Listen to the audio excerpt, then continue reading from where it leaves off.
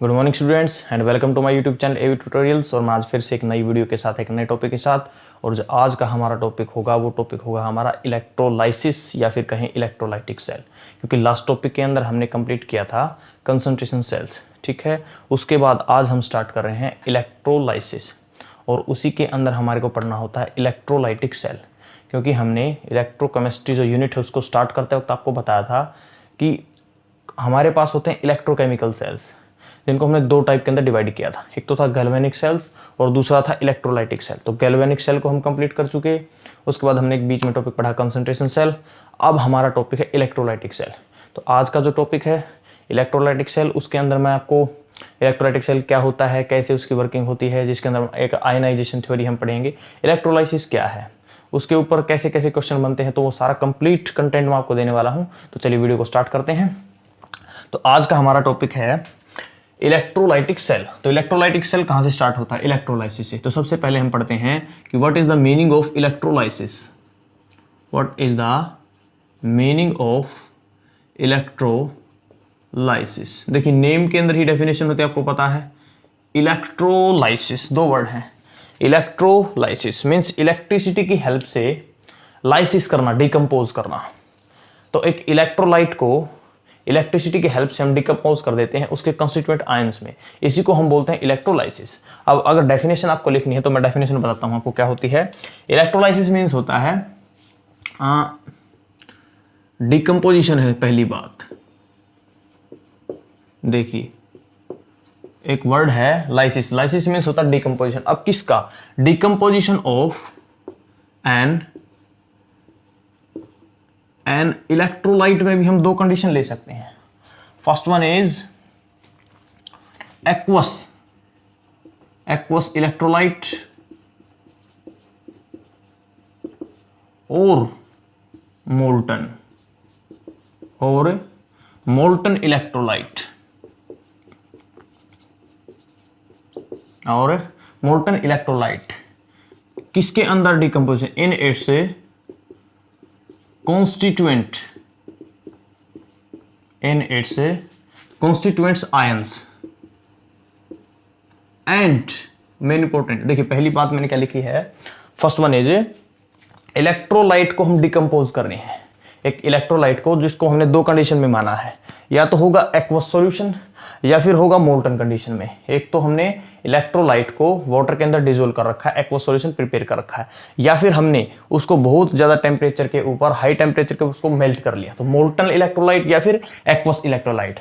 तो इनको हम डिकम्पोज करते हैं इन इट्स कंस्टिट्यूएंट आयंस, जिन आयन से वो बना है। और साथ में क्या होता है? And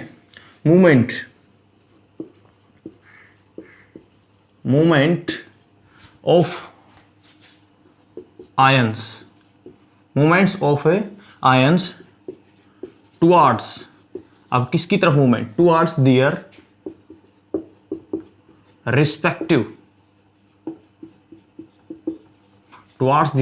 respective electrodes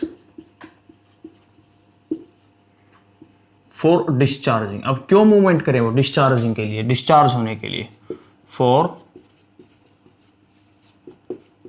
discharging. तो ये डेफिनेशन हम लिख सकते हैं इलेक्ट्रोलाइसिस की। बहुत सारी डेफिनेशन आप बुक से भी पढ़ते होंगे। तो सिंपल डेफिनेशन हम ये भी लिख सकते हैं कि इलेक्ट्रोलाइट का डिकम्पोज होना बाई पासिंग इलेक्ट्रिसिटी को पास करके इलेक्ट्रोलाइट को जब हम डिकम्पोज कर देते हैं तो उसको हम इलेक्ट्रोलाइसिस कहते हैं। बट मैंने थोड़ा सा डेफिनेशन को मॉडिफाई किया है, थोड़ा सा एक्सटेंड किया है। क्या है कि डिकम्पोजिशन है किसकी? या तो एक्वस इलेक्ट्रोलाइट की या फिर मोल्टन इलेक्ट्रोलाइट की, पिघले हुए इलेक्ट्रोलाइट की, ठीक है। किसके अंदर? इन इट्स कंस्टिट्यूएंट आयंस। और फिर क्या होगा? फिर कहता है कि जो आयंस वो बनेंगे वो मूव करेंगे, and movement of these ions. अब जो आयंस बने हैं टूटने से, वो आयंस मूव करेंगे। अब किसकी तरफ मूव करेंगे? Towards their respective electrode. देखिए इंपॉर्टेंट है रिस्पेक्टिव इलेक्ट्रोड, कि जिस इलेक्ट्रोड की तरफ वो मूव करेंगे वो फिक्स है, पर्टिकुलर इलेक्ट्रोड है। किसके लिए? फॉर डिस्चार्जिंग, डिस्चार्ज होने के लिए। क्योंकि आपको पता है कि आयंस के ऊपर होता है चार्ज। तो अब चार्ज को के खत्म करने के प्रोसेस को, रिमूवल ऑफ चार्ज को हम क्या बोलते हैं? डिस्चार्जिंग। तो आयंस के ऊपर चार्ज होता है, वो अपने चार्ज को खत्म करने के लिए, अपने चार्ज को रिमूव करने के लिए, है ना, न्यूट्रल होने के लिए वो एक एक इलेक्ट्रोड की तरफ मूव करेंगे। तो इसी को हमने बोला है इलेक्ट्रोलाइसिस। कब होगा ये सारा प्रोसेस? ये प्रोसेस होगा ऑन पासिंग, देखिए important, on passing electric current, on passing electric current. तो ये बहुत ही इंपॉर्टेंट लाइन है, ऑन पासिंग इलेक्ट्रिक करंट, कि जब इलेक्ट्रिक करंट को पास करेंगे, जो मूवमेंट है वो कब स्टार्ट होगी? जब हम इलेक्ट्रिक करंट को पास करेंगे। क्लियर है? तो इलेक्ट्रोलाइसिस में इलेक्ट्रिक करंट को पास करने से इलेक्ट्रोलाइट का डिकम्पोज हो जाना, आयंस में टूट जाना, और फिर उन आयंस की मूवमेंट किसकी तरफ? उनकी इलेक्ट्रोड्स की तरफ, रिस्पेक्टिव इलेक्ट्रोड्स की तरफ। किसके लिए? For discharging. कब? On passing electric current. This is called as electrolysis. अब जो इलेक्ट्रोलाइसिस है, इलेक्ट्रोलाइसिस के लिए एक अपरेटस यूज किया जाता है, अपरेटस कहें या फिर आप कहें अरेंजमेंट।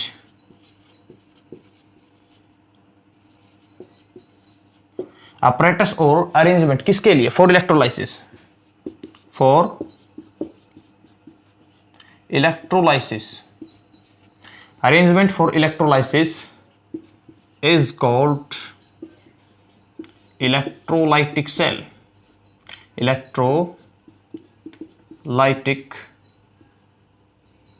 सेल। तो देखिए, जिस एपरेटस की हमारे को रिक्वायरमेंट होगी किसी भी इलेक्ट्रोलाइट की इलेक्ट्रोलाइसिस करवाने के लिए, उसी एपरेटस को, उसी अरेंजमेंट को हमने नाम दिया है electrolytic cell.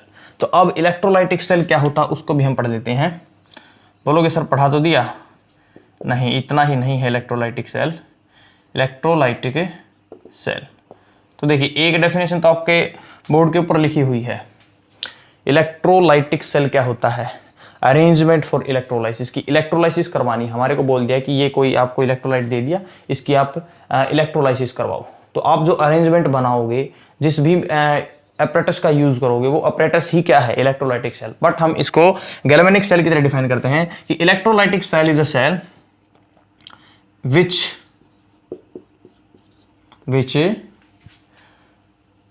uses electric energy,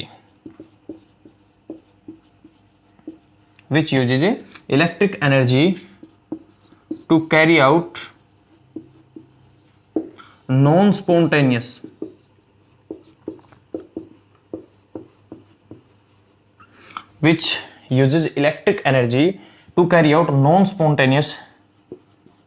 redox reaction.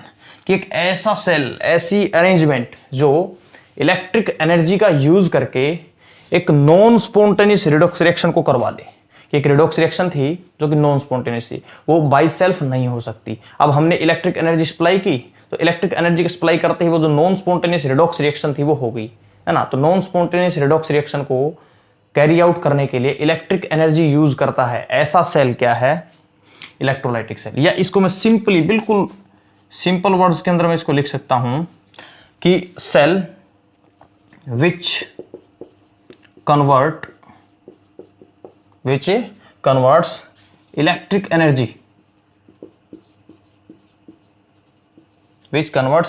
Energy into chemical energy. बोलिए सही है? आप बोलोगे सर बिल्कुल सही है। कि जो इलेक्ट्रिक एनर्जी को कन्वर्ट कर देता है किसके अंदर? केमिकल एनर्जी के अंदर। हमने दी क्या? हमने सप्लाई की इलेक्ट्रिक एनर्जी, तो उसने ली क्या है? Electric energy. बट बना क्या रहा है? वो देखिए, वो करवा रहा है नॉन स्पॉन्टेनियस रिडॉक्स रिएक्शन। और जो केमिकल रिएक्शन के अंदर एनर्जी बनती है वो कौन सी होती है? Chemical energy. मींस सिंपली उसने इलेक्ट्रिक एनर्जी को केमिकल एनर्जी के अंदर कन्वर्ट कर दिया। जिस तरह से हमने गैल्वेनिक शेल को पढ़ा था कि वो क्या करता है? वो केमिकल एनर्जी से क्या करवाता है? Electric energy produce. क्लियर है? तो इस तरह से अपोजिट है उसका, इलेक्ट्रिक एनर्जी से बनाता है केमिकल एनर्जी। बोलिए क्लियर है?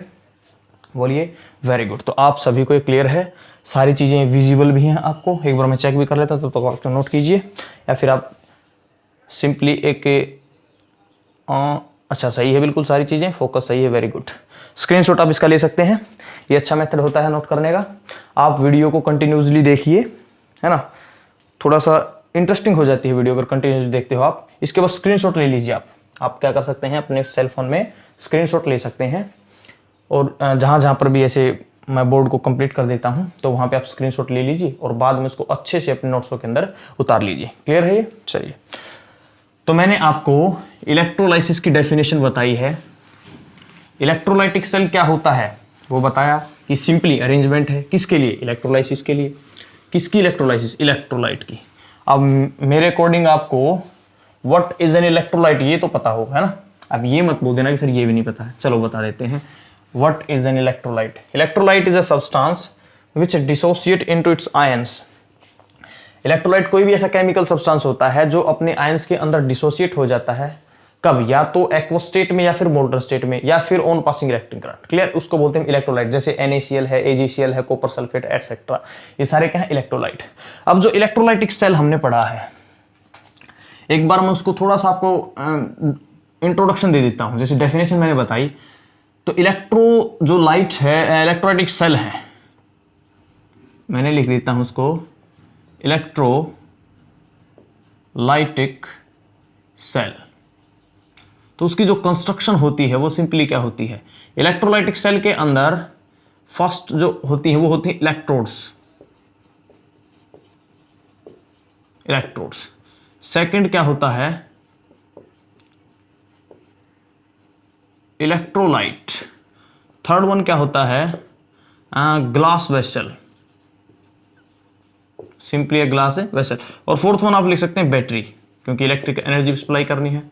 फोर्थ वन आप इसको लिख सकते हैं बैटरी। तो अब इलेक्ट्रोड्स में कौन होती है? आपको पता है इलेक्ट्रोड्स कौन कौन होती हैं? या तो होगी कैथोड और एक होगी एनोड। अब कैथोड कौन सी होगी? कैथोड वो होती है जिसको हमने नेगेटिव टर्मिनल से कनेक्ट कर रखा है, बैटरी के नेगेटिव टर्मिनल के साथ कनेक्ट कर रखा है। एनोड कौन होती है? एनोड वो होती है जिसको हमने बैटरी के पॉजिटिव टर्मिनल से कनेक्ट कर रखा है। क्लियर है? अभी डायग्रामेटिकली मैं आपको बताऊंगा। आप देखिए, गैल्वेनिक सेल में अपोजिट था। गैल्वेनिक सेल में क्या था कि जो एनोड थी उसके ऊपर नेगेटिव चार्ज था, कैथोड के ऊपर पॉजिटिव चार्ज था, बट यहाँ पे अपोजिट है। इलेक्ट्रोलाइटिक सेल के अंदर क्या होता है? एनोड पॉजिटिव टर्मिनल से जुड़ी होती है, कह सकते हैं आप उसके ऊपर पॉजिटिव चार्ज है। कैथोड नेगेटिव टर्मिनल के साथ जुड़ी होती है। क्लियर? तो आप इसको पजल मत कीजिए, आई होप आपको क्लियर है। उसके बाद अच्छा, और क्या होता है? इलेक्ट्रोलाइट। अब इलेक्ट्रोलाइट क्या हो सकता है? या तो होगा एक्वस कंडीशन में या फिर होगा मोल्टन, या फिर मिलेगा मोल्टन। उसके बाद अच्छा, ग्लास वेसल। ग्लास वेसल तो आपको सिंपली पता है क्या होता है ग्लास वेसल? नहीं पता है? चलिए, वेरी गुड, बहुत अच्छे, वेरी गुड। तो बैटरी, बैटरी भी होती है, आपको पता है क्या होती है बैटरी, है ना सर? जिसके भी गॉगल्स लग जाते हैं ना, स्पेक्टिकल्स, उसको हम बैटरी बोल देते हैं। वो बैटरी नहीं है, ये बैटरी आपको पता है जो हमारे को इलेक्ट्रिक एनर्जी देती है। क्लियर? तो ये अरेंजमेंट होती है इलेक्ट्रोलाइटिक सेल की। डायग्रामेटिकली मैं आपको बता देता हूं कि सिंपली इलेक्ट्रोलाइटिक सेल क्या होता है? एक ग्लास वेसल। क्या है ये? This is a glass vessel. ठीक है, इस ग्लास वेसल को हम इलेक्ट्रोलाइटिक सेल के अंदर कैसे कन्वर्ट करते हैं देखिए। अब इसके अंदर हम फिल करते हैं इलेक्ट्रोलाइट, इसके अंदर हम फिल करते हैं इलेक्ट्रोलाइट। अब इलेक्ट्रोलाइट कैसा होता है मैंने आपको बताया, या तो होगा एक्वस या फिर होगा मोल्टन। उसके बाद इसके अंदर हम डालते हैं दो इलेक्ट्रोड्स, टू इलेक्ट्रोड्स। अब जो इलेक्ट्रोड्स हैं वो भी टू टाइप्स की होती हैं, कैथोड एंड एनोड। नहीं, इनकी बात मैं नहीं कर रहा, और भी दो टाइप्स बनती हैं, रिएक्टिव और इनर्ट। ठीक है, वो आगे बात करेंगे हम। अभी के लिए सिंपली आप देखिए। तो अब इस इलेक्ट्रोड को मैं बैटरी से कनेक्ट कर देता हूं।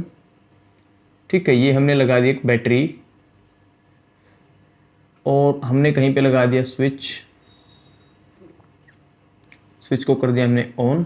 अब ये पॉजिटिव टर्मिनल होता है, ये नेगेटिव टर्मिनल होता है, आपको पता है बैटरी का। अब पॉजिटिव से नेगेटिव की तरफ जाता है इलेक्ट्रिक करंट, आप सभी को पता है, फिजिक्स में पढ़ते हैं आप, पॉजिटिव टू नेगेटिव। और इलेक्ट्रॉन्स अपोजिट डायरेक्शन में, जैसे हमने गैल्वेनिक सेल के अंदर भी बात की थी, नेगेटिव टू पॉजिटिव। तो ये है इलेक्ट्रिक करंट फ्लो होता है पॉजिटिव टू नेगेटिव। क्लियर है? तो अब हमने इस इलेक्ट्रोड को बैटरी के पॉजिटिव टर्मिनल से कनेक्ट कर रखा है, therefore this is anode, therefore this is anode. अब इस इलेक्ट्रोड को हमने बैटरी के नेगेटिव टर्मिनल के साथ कनेक्ट कर रखा है, it is called as cathode, it is called as cathode. तो ये होती है सिंपली एक इलेक्ट्रोलाइटिक सेल जिसके अंदर ग्लास वेसल है, इलेक्ट्रोलाइट है, 2 इलेक्ट्रोड हैं जिनको हमने बैटरी के डिफरेंट टर्मिनल के साथ कनेक्ट कर रखा है। क्लियर है? एक होती है बैटरी। तो ये है इलेक्ट्रोलाइटिक सेल। आप एक बार इसको नोट कर लीजिए, उसके बाद हम स्टार्ट करते हैं what is the meaning of electrolysis, actual meaning of electrolysis, कि इलेक्ट्रोलाइसिस को हम कैसे एक्सप्लेन करें, कैसे डिफाइन करें। उसके लिए हमारे को पढ़नी होती है आयनाइजेशन थ्योरी। कौन सी थ्योरी? Ionization theory. तो चलिए स्टार्ट करते हैं, इसको नोट कीजिए। Very good.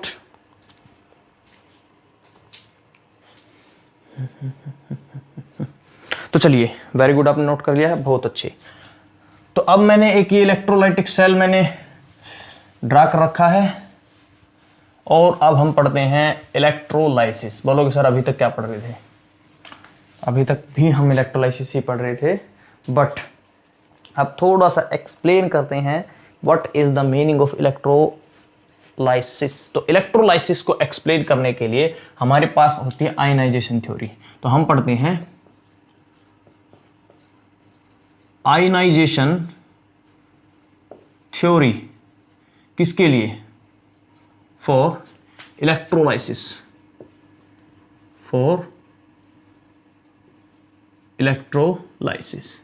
ठीक है, तो हम आयनाइजेशन थ्योरी पढ़ते हैं इलेक्ट्रोलाइसिस के लिए। अब वो क्या कहती है, देखिए आयनाइजेशन थ्योरी ने इलेक्ट्रोलाइसिस को कैसे एक्सप्लेन किया है तो मैं आपको समझाता हूं। जैसे उसने पहला पॉइंट क्या कहा कि जो इलेक्ट्रोलाइट है, electrolyte decomposes, electrolyte decomposes into its constituents ions, constituents ions in aqueous or molten state। कि अगर हम इलेक्ट्रोलाइट को एक्वस या फिर मोल्टन स्टेट में ले लेते हैं तो जो इलेक्ट्रोलाइट है वो डिकम्पोज हो जाता है। किसके अंदर डिकम्पोज हो जाता है? उसके कॉन्स्टिट्यूएंट्स आयंस के अंदर। क्लियर? जैसे मैंने यहाँ पे इलेक्ट्रोलाइट को मान लीजिए मैंने यहाँ पे इलेक्ट्रोलाइट को ले रखा है एक्वस कंडीशन में, ठीक है, या फिर मोल्टन कंडीशन में, या फिर मोल्टन कंडीशन में। और कंसीडर कीजिए मैंने अब की बार इलेक्ट्रोलाइट कौन ले लिया? NaCl। मैंने जो इलेक्ट्रोलाइट लिया है कौन लिया है? NaCl। Why is NaCl as an electrolyte? Because NaCl in its aqueous or molten state decomposes into its ions Na positive and Cl negative ions। तो इसीलिए हमने NaCl को बोला है इलेक्ट्रोलाइट। तो क्लियर है इलेक्ट्रोलाइट क्या है? अब पहला पॉइंट के अकॉर्डिंग ये जो NaCl है एक्वस या फिर मोल्टन स्टेट में ये टूट जाएगा, डिकम्पोज हो जाएगा Na पॉजिटिव और Cl नेगेटिव आयंस के अंदर। पहला पॉइंट क्लियर है? ओके, कि electrolyte decomposes into its constituents ions in aqueous state or in molten state। Clear है? दूसरा पॉइंट क्या कहा? दूसरा पॉइंट इसने कहा कि on passing electric current, on passing electric current ions moves या फिर ion moves towards their respective electrodes।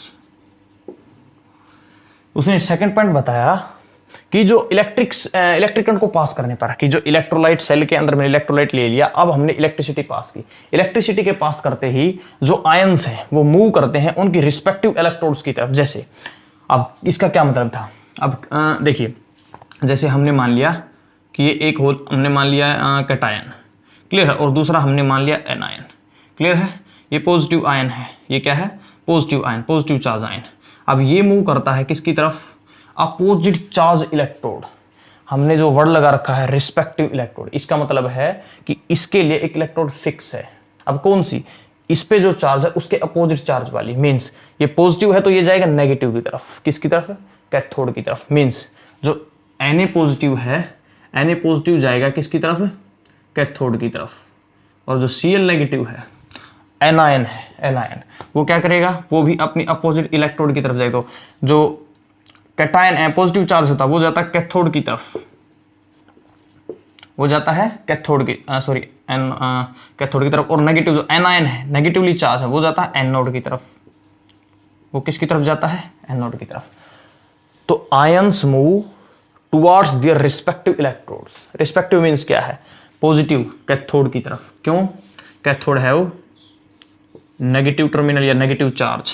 Anion negatively charge ions किसकी तरफ? एनोड। एनोड कौन? जिसको हमने पॉजिटिव टर्मिनल के साथ कनेक्ट कर रखा है। देयरफॉर कॉल्ड कैटायन, इसीलिए इसको हम बोलते हैं कैटायन। और देयरफॉर कॉल्ड एनायन।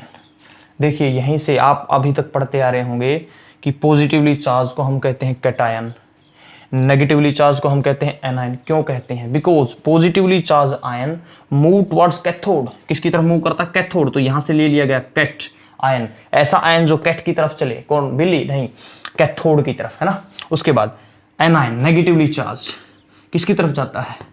एनोड की तरफ। ये तो यहां से एन आयन, ऐसा आयन जो एन की तरफ चले, एनोड की तरफ चले, उसको बोलते हैं हम एनायन। क्लियर है? तो कैटायन की क्या डेफिनेशन होती है, एनायन की क्या डेफिनेशन होती है, आप अब बता पाओगे।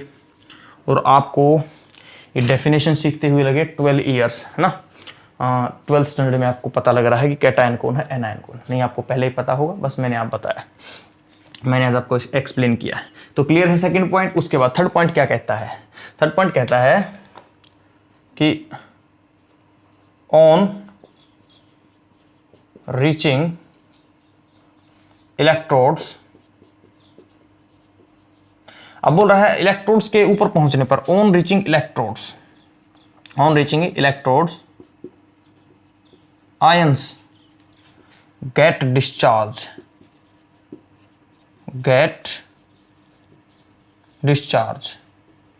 by taking their discharge potential। देखिए बहुत इंपॉर्टेंट पॉइंट है, पोटेंशियल। क्लियर है? बहुत इंपॉर्टेंट पॉइंट है कि ऑन रीचिंग इलेक्ट्रोड, बोला इलेक्ट्रोड के ऊपर पहुंचने के बाद जो आयंस है गेट डिस्चार्ज, अपने चार्ज को हटा देते हैं, न्यूट्रलाइज हो जाते हैं, अनचार्ज हो जाते हैं, डिस्चार्ज हो जाते हैं। कैसे? By taking their discharge potential, कि उनको डिस्चार्ज करने के लिए पोटेंशियल की जरूरत होती है। That potential is called discharge potential. अभी लिखते हैं हम, अभी समझिए इस पॉइंट को कि क्या कहता है। कि अभी तक लास्ट पॉइंट तक हमने पढ़ा कि जो आयंस है वो अपनी रिस्पेक्टिव इलेक्ट्रोड्स की तरफ मूव करते हैं। सीएल नेगेटिव कहाँ जाएगा? एनोड की तरफ। तो सीएल नेगेटिव चार्ज एनोड की तरफ गया, इसलिए एनायन बोल दिया। तो एनायन जाते हैं एनोड की तरफ, कैटायन पॉजिटिव चार्ज जाते हैं कैथोड की तरफ। अब यहां जाने पर होगा क्या? जो सीएल नेगेटिव है ये माइनस कर देगा एक इलेक्ट्रॉन को, ये माइनस कर देगा एक इलेक्ट्रॉन को और बन जाएगा सीएल का एटम। उसके बाद जो कैटायन है ये क्या करेगा? ये करेगा प्लस करेगा एक इलेक्ट्रॉन को, प्लस 1 इलेक्ट्रॉन। एक पॉजिटिव चार्ज है 1 यूनिट, इसलिए एक इलेक्ट्रॉन को ले लेगा, न्यूट्रल हो जाएगा, बन जाएगा सोडियम का एटम, बन जाएगा सोडियम का एटम। तो ये पॉइंट है कि ऑन रीचिंग इलेक्ट्रोड्स, इलेक्ट्रोड्स के ऊपर पहुंचने के बाद जो आयंस होते हैं, जो आयंस हैं वो डिस्चार्ज पोटेंशियल, अपना पोटेंशियल यूज करके क्या करते हैं? न्यूट्रल हो जाते हैं, गेट डिस्चार्ज, डिस्चार्ज हो जाते हैं, उनके ऊपर से चार्ज खत्म हो जाता है, एटॉमिक स्टेट के अंदर या फिर एलिमेंटल स्टेट के अंदर वो आ जाते हैं by taking their discharge potential. अब देख लेते हैं डिस्चार्ज पोटेंशियल क्या होता है। What is the meaning of discharge potential? तो देखिए डिस्चार्ज पोटेंशियल क्या होता है? Minimum voltage required by ions to get discharge। Clear है कि एक आयन को अपना चार्ज हटाना है, उसको डिस्चार्ज होना है। अब उस डिस्चार्ज होने के लिए जो कम से कम वोल्टेज देनी पड़ेगी, उस वोल्टेज को हम कहते हैं डिस्चार्ज पोटेंशियल, उसको हम कहते हैं डिस्चार्ज पोटेंशियल। क्लियर है? तो अब आयंस इलेक्ट्रोड के पास जाएंगे और अपना डिस्चार्ज पोटेंशियल लेंगे। डिस्चार्ज पोटेंशियल यूज करके जो हम इलेक्ट्रिक करंट की हेल्प से सप्लाई कर रहे हैं वोल्टेज, उसको लेंगे और क्या करेंगे? वो कन्वर्ट हो जाएंगे अनचार्ज स्पीसीज के अंदर, अनचार्ज स्पीसीज के अंदर चार्ज खत्म होगा। This is called discharging. और इसके लिए जो पोटेंशियल यूज किया है उसको हम कहते हैं डिस्चार्ज पोटेंशियल। क्लियर है? तो इस पॉइंट को हम कैसे लिख सकते हैं? चलिए आप एक बार इसको नोट कीजिए, फिर मैं लिखवाता हूँ, पॉइंट्स को समझाता हूँ अच्छे से। Very good.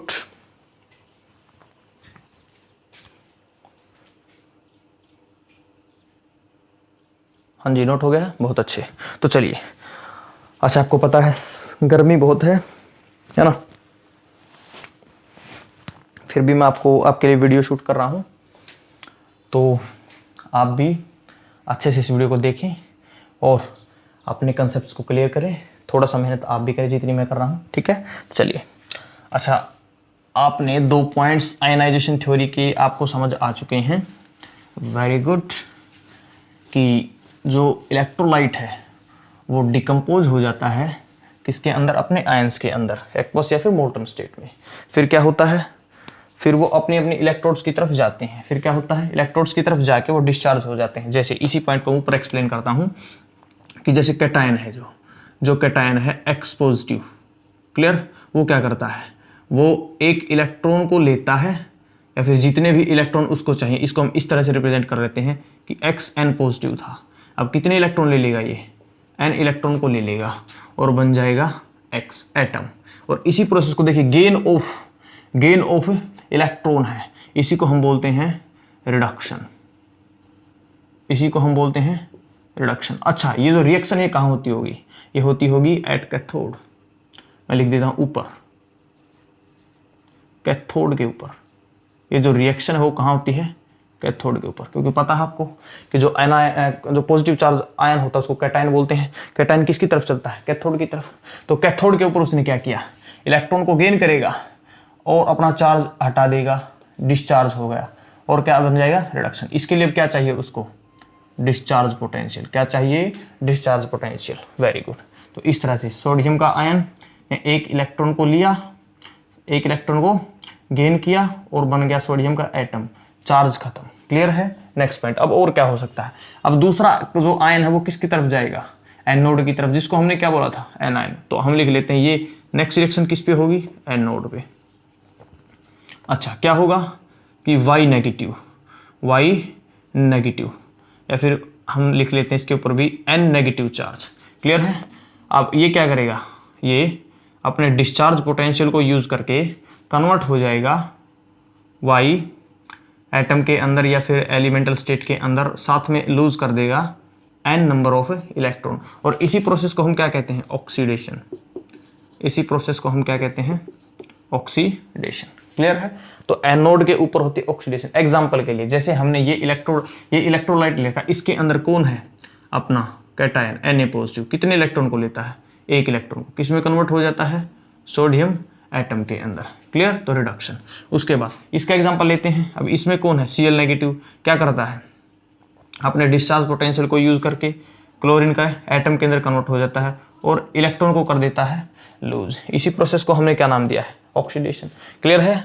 तो जो आयंस हैं इलेक्ट्रिसिटी के पास करने पर वो अपनी अपनी इलेक्ट्रोड की तरफ जाते हैं और कोई इलेक्ट्रॉन को गेन करके कोई इलेक्ट्रॉन को लूज करके अपने चार्ज को हटाते हैं। इसको हम कहते हैं डिस्चार्जिंग, ठीक है। और उसके लिए जो पोटेंशियल चाहिए वो होता है डिस्चार्ज पोटेंशियल। तो ये प्रोसेस होता है, ये बताया है हमारे को आयनाइजेशन थ्योरी ने। आई होप आपको ये पॉइंट क्लियर है। मैं इस पॉइंट को इरेज कर रहा हूं क्योंकि आपने नोट कर लिया है, क्लियर है। चलिए, वेरी गुड।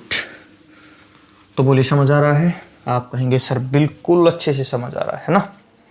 चलिए, आई होप आप ऐसा बोलते हैं। अब नेक्स्ट पॉइंट अब क्या होता है, अब देखिए, अब हमने क्या किया है कि जो आयन से चार्ज को हटा दिया है, आयन से चार्ज को हटा दिया है, एक ने रिडक्शन ने, कैटायन ने रिडक्शन से, एनायन ने ऑक्सीडेशन से। अब होता क्या है, अब जो ये चेंजेस हुए हैं, क्या, discharging of ions is called primary change। अब आयनाइजेशन थ्योरी ने क्या कहा कि आयन के ऊपर से जो चार्ज हटा है उस प्रोसेस को आपने डिस्चार्जिंग बोला है ना, इसको हमने डिस्चार्जिंग बोला है। तो डिस्चार्जिंग ऑफ आयंस को ही उसने कहा प्राइमरी चेंज, कि ये जो प्रोसेस है इसको उसने किसका नाम दे दिया, प्राइमरी चेंज, क्लियर है। मीन्स क्लोरीन से चार्ज का हटना, क्लोरीन एटम का बनना प्राइमरी चेंज है। सोडियम से इलेक्ट्रॉन को लेके सोडियम एटम का बनना, चार्ज का हटना, रिमूवल ऑफ चार्ज, ये क्या है, प्राइमरी चेंज। उसके बाद any change in products any change in products of primary change,